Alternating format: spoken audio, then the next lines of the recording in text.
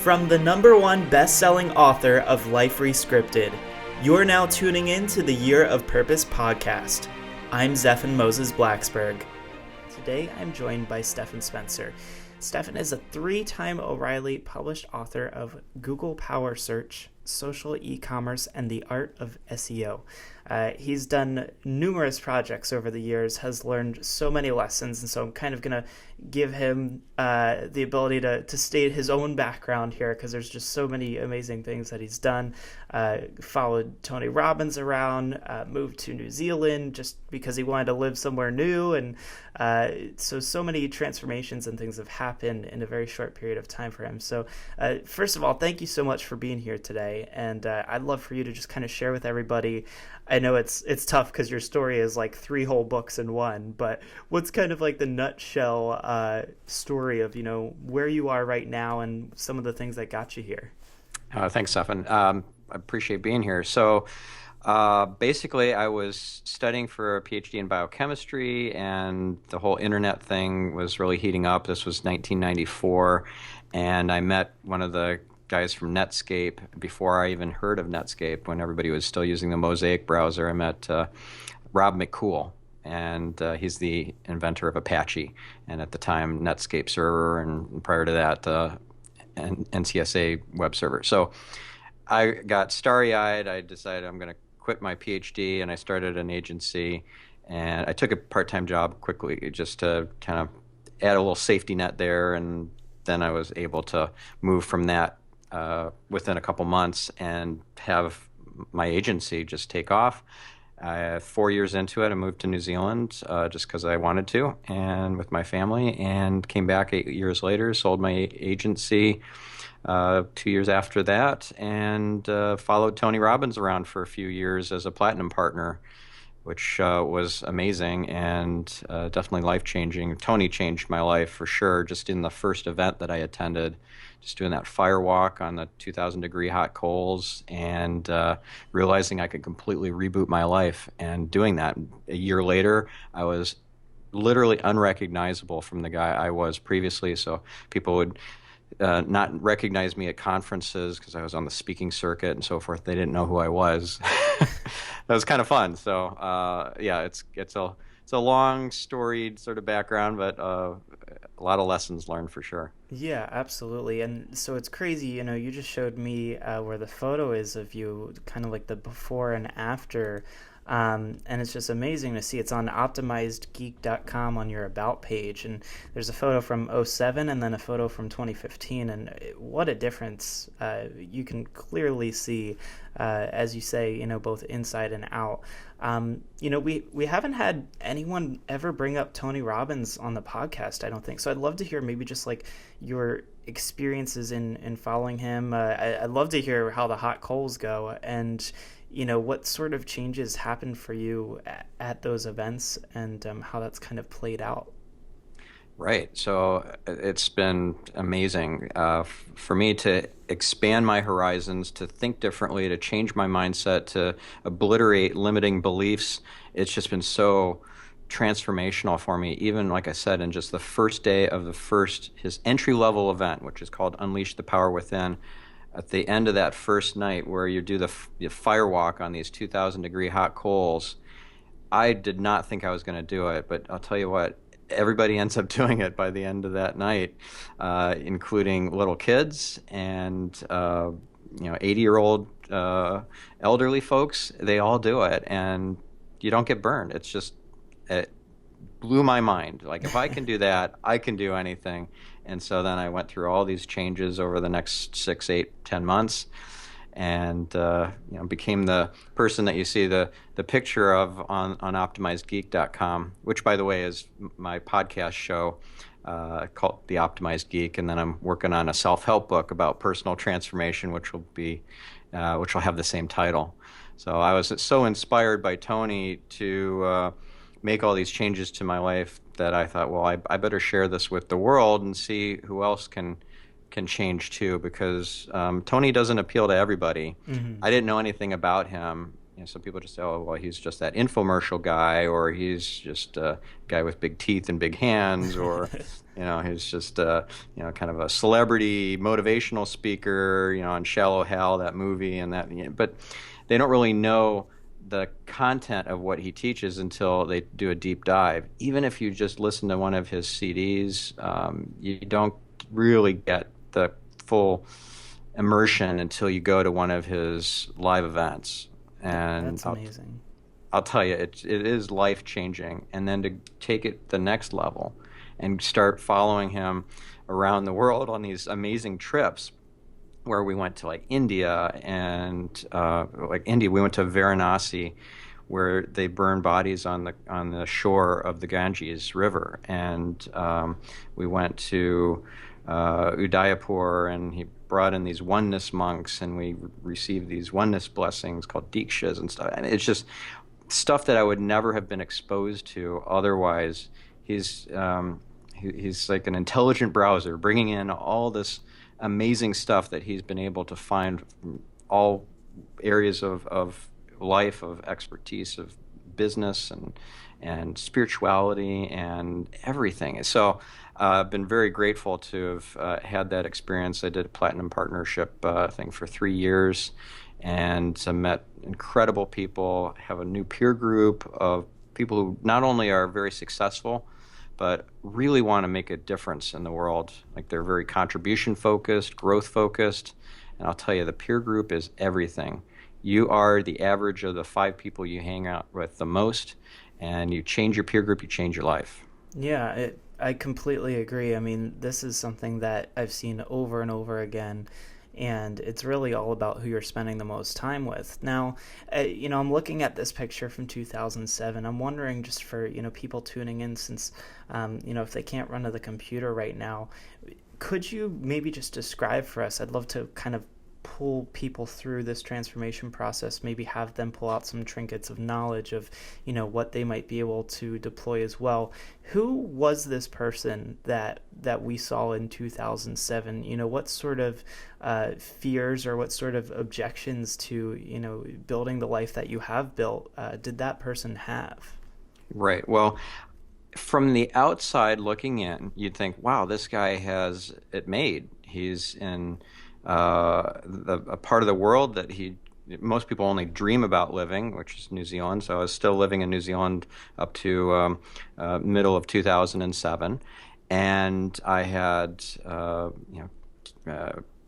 wonderful family. I was married. I had 3 daughters and a stepdaughter, and I could take time off if I wanted to. I was not just kind of shackled to my business. I was in control of my business, but yet at one point a few years earlier, I was able to take a full 6-month sabbatical.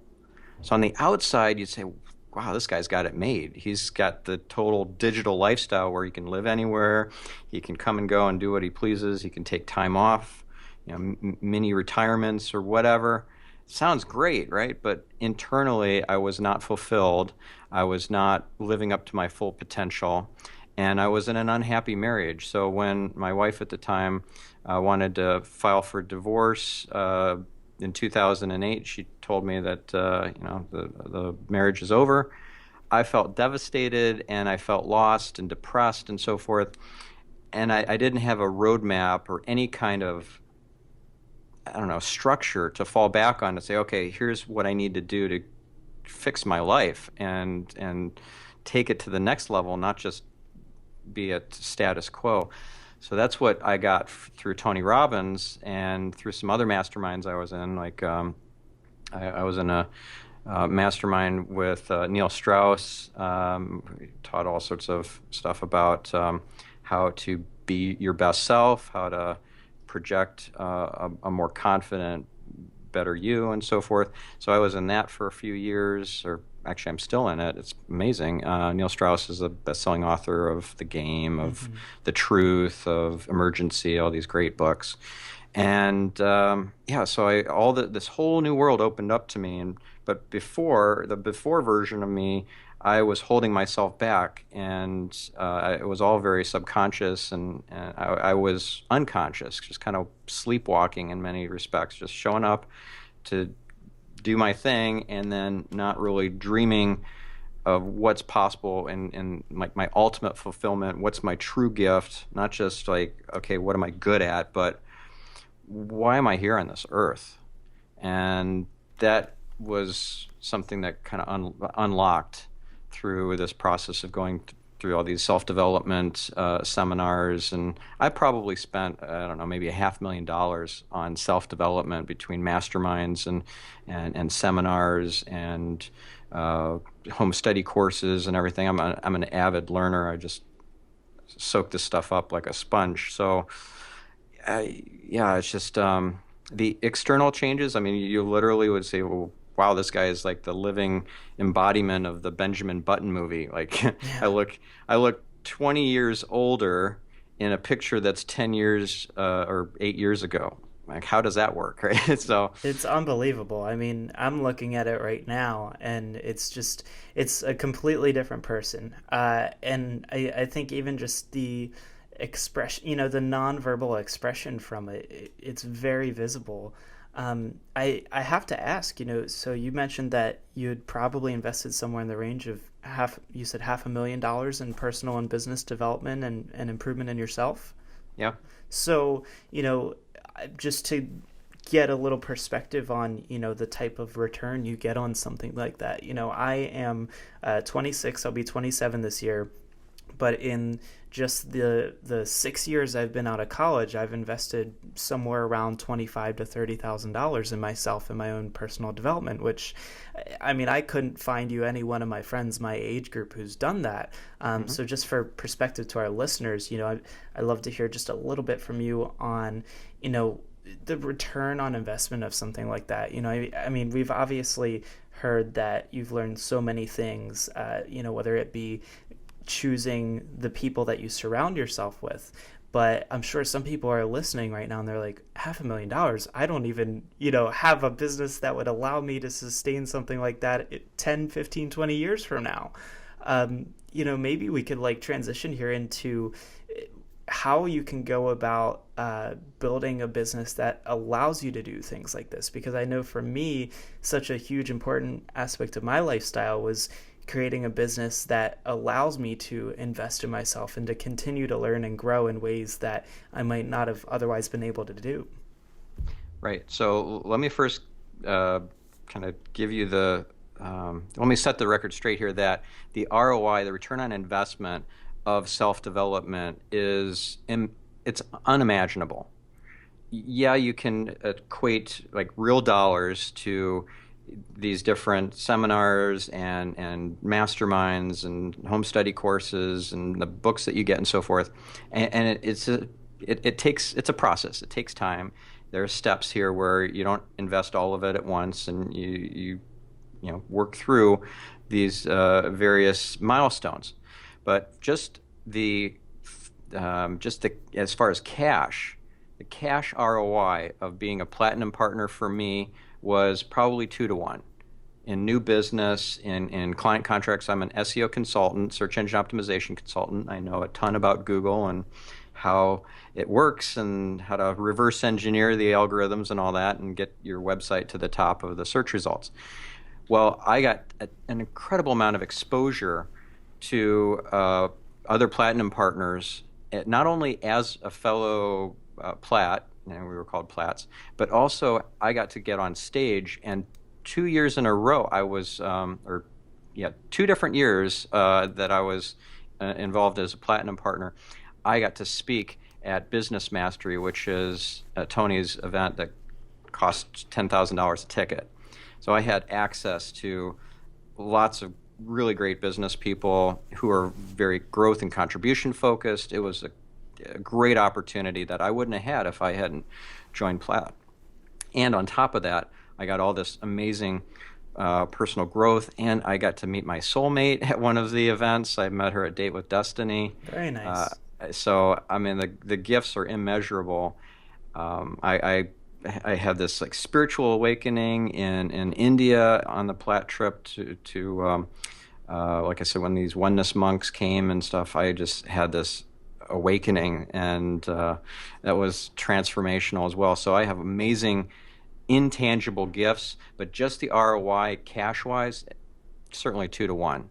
Yeah, absolutely. I mean, I'm not surprised by that at all. I just, just wanted to put it into perspective for some people out there who, Right. couldn't even imagine investing that much in themselves in the next, decade, let alone, a lifetime. Well, let's break it down and see Yeah, how somebody could start with a minimal investment, right? sure. So like $50 or something. So you could start with getting a book or a CD or a DVD, right? So some people, that's their first um, interaction with Tony Robbins, or if Tony's not really your thing, there are plenty of other self-development folks that you could learn a ton from. Brian Mm. Tracy, Wayne Dyer, who unfortunately passed last year. Who else? Louise Hay, Marianne Williamson. There are all these great experts out there who you could just get a book and really apply it. Not just like, oh, that was interesting reading for bedtime, but start applying it in your life.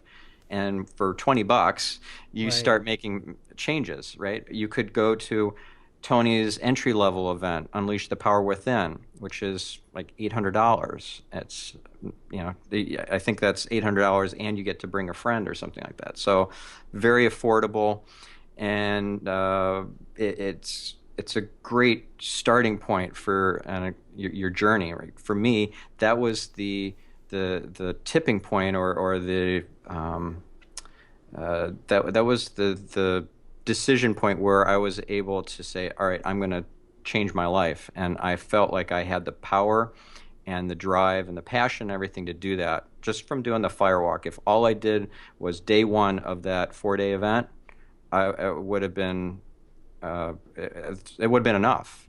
And then Yeah. and then you can go to other events, and it doesn't have to be Tony Robbins.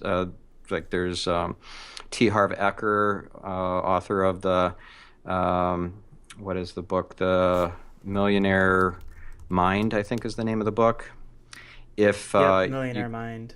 Yeah, he has events through, it's called Peak Potentials, that you can even get to for free. When you buy the book, you get 2 free tickets to his entry level event. There's also Landmark Education and the Landmark Forum, and so there are lots of options. But then, if you want to take it to the next level, like for me, I went to the entry level event, paid my $700, $800, and then I wanted to go to the next event, which was Business Mastery, and it was $10,000. At the time, I didn't have the money. Yeah, Hmm. I was making a decent salary and all that, but it was not commensurate with my level of experience and stature in the industry and so forth, because it was my own company. I was paying myself less than market rates.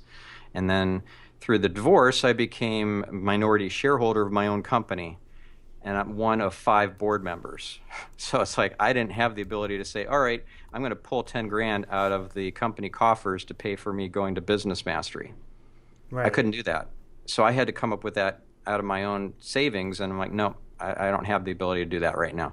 So one thing I learned from Tony in that seminar, that first seminar, is ask a better question, you get a better answer. Hmm. So I asked myself a better question: how can I get to this Business Mastery event for free? Okay. That's a better question. You'll get a better answer if you ask Yeah. yourself a better question. And guess what? I had an answer to that question a day later. No way. So Yep. this is very interesting to me only because, for me in 2014, one of my biggest aspirations was to travel. And I said, how could I do this for free? And in 2015, I travel hacked 25 free flights around the country. So I'm always very interested when I hear something like this. So I'd love for you to expand further on how do you go from, thousands of dollars for this event, but being able to, create this scenario where you can go without paying. Yeah, it's not that hard. You just, as I said, when you have a better question, you're gonna think outside the box. So what I came up with was there was an industry colleague who had kept asking me to come and do training to his team on SEO. And I kept saying no because I don't do client at the time. When I ran my agency, I didn't do client work myself. That was all done by my staff, and I was out there speaking at conferences, writing books, writing articles, and so forth, thought leadership stuff, right? Mm-hmm. So I kept saying no to that, but then I thought, okay, wait a second. And also financially, there was no incentive for me to do that. Just go into the company coffers, whatever I got paid for that didn't get paid to me. It got paid to the company, and it got distributed, and I was a minority shareholder, blah, blah, blah. No incentive for me to take that job and do that work myself. I call them up and say, I got a deal for you. You've been asking me to come and do this training for ages, so I'm willing to do it, pay for my travel expenses, and buy me a ticket to Business Mastery. It's $10,000. I'll come and I'll do a day training to your team. And he said, done. Nice. Yeah. Wow. So, and this can work at any level. Like you could just, when you're starting out, and when I started my business in 1995, I didn't have any money. All I had was student loan debt. I mean, I was completely broke.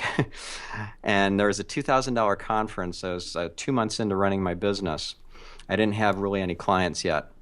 And I really wanted to get into this conference, which was called How to Market on the Internet. $2,000. No way could I afford that. But I got in as a volunteer for free. So I ended up being a mic runner. And this is kind of a funny story here, a little embarrassing, I guess, but it just shows the kind of drive and desire I had. As the mic runner, you got the mic in your hand, and then I was hearing these panelists and speakers say, there's the stupidest things about how to market on the internet. And I was just like, oh my God, this is terrible advice.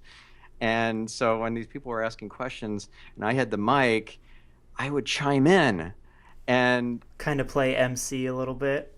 Oh my God, I was 23 at the time, so I didn't realize in what bad taste this was. But I'll tell you what, I got a ton of business cards by the end of the day, people coming up and saying, oh my God, you were so much smarter than those guys up on stage. I basically upstaged from down as a mic runner, volunteer, people like GM O'Donnell, founder of Modem Media. I'm sure he was really angry at me because I was asked to not show up for day 2 by the conference organizer at the end of the day, which was surprising for me. I did not expect that. But I had my first 2 big accounts from doing that, and they were both worth $500,000 over the course of time. So that was my angel investors, essentially. I didn't have to go out and give away a piece of my company. I just had to be really cheeky and run around with the mic and chime in and upstage these guys a little bit. So yeah, you can do it with like literally no money. Just have to have the drive. Your best resource is resourcefulness. That's what Tony Robbins says, and I believe it completely. So I have to ask, you were talking about how it's so important to ask better questions. And one of the big things that led you to being able to go to this event was you kind of had to look at the places in your life where you were saying no, right? I mean, you were looking at, going in and speaking to this company, and you had been saying no for a long time. Would you say that a good question to ask or a good thing to explore is, what are the places in my life where I'm saying no? Perhaps that place of resistance is actually one of the places I need to go right now? Possibly.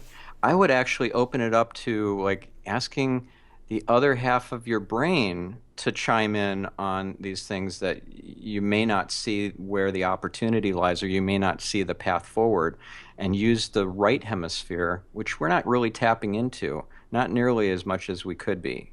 So I actually interviewed Bill Donius in a recent episode of my podcast, The Optimized Geek, and we walked through a process that he uses. You write with the left hand, or your non-dominant hand, but beforehand you get in this meditative state and you ask your right brain to chime in and help you solve the problem, or help you prioritize your to-do list for the day, or to help you come up with the big idea that you're trying to come up with for your new product or new service or whatever. And it works. It's amazing. So just thinking outside the box, and whatever way that best suits you. If it's like, well, let's just do an improv approach and just don't say no to things, you just say yes and see where things lead. Or you use your right brain and connect to that, and you start journaling with your left hand and you start brainstorming with it, or whatever the process is.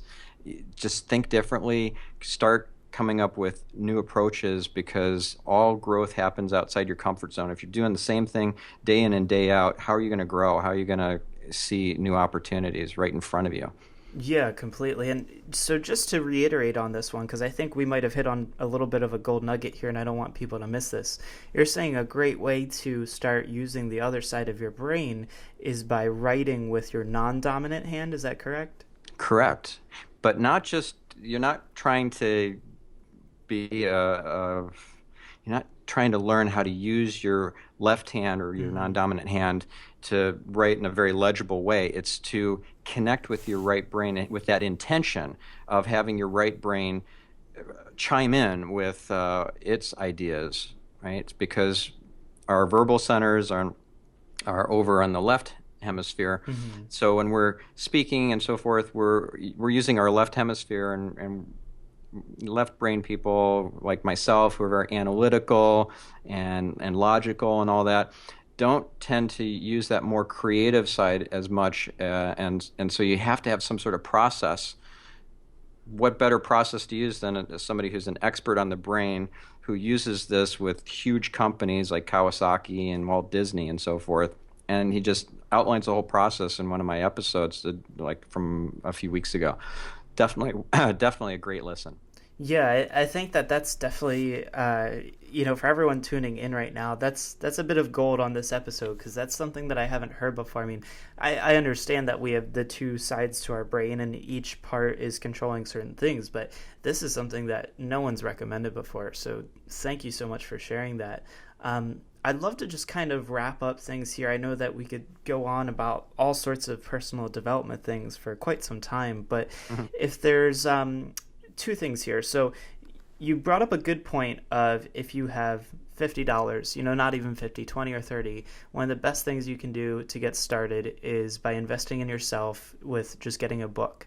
So I wanted to hear, do you have, I mean, I know you and I have probably both read tons and tons of books, but is there any one or two that, if, let's say, I drive to the bookstore today and I have $30 to spend, are there any like one or two books that you would say I absolutely should get right now that will have the biggest impact on me, kind of like the 80-20 rule, the 20% of books that'll do the 80% of changing and transforming myself? And then maybe just any sort of final words of wisdom as far as, one of the biggest transformational things that's worked for your life. Right. So I think the book Think and Grow Rich is the one book that everybody listening must read. Right, that's by Napoleon Hill. It was written almost a century ago. It's just many years ago, and it's just as applicable today as it was back then.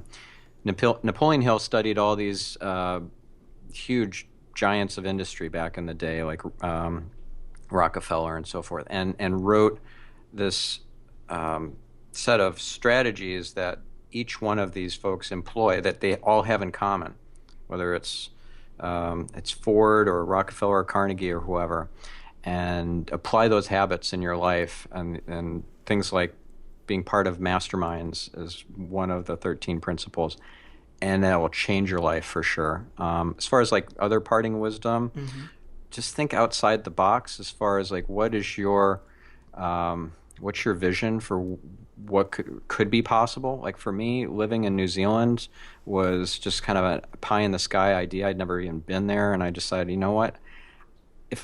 Supposedly the internet thing allows you to do this from anywhere, so let's just go through the motions and see where it leads. So I applied for residency. I got in, and then I went and made a trip to just find a place to live and rent out a house that was already furnished, and pick a neighborhood that had nice schools and everything. And then next month we moved to our whole lives off to New Zealand. And I thought, you know what, no risk, no reward. If I basically if the business falls apart because of this move halfway around the world, I'm maintaining a U.S.-based business. I had clients like Birdseye, and yeah, they could leave because the founder is moving halfway around the world. I was going to take a chance because no risk, no reward. So be willing to live outside your comfort zone, take chances, but calculated risks. Don't be crazy or stupid, and just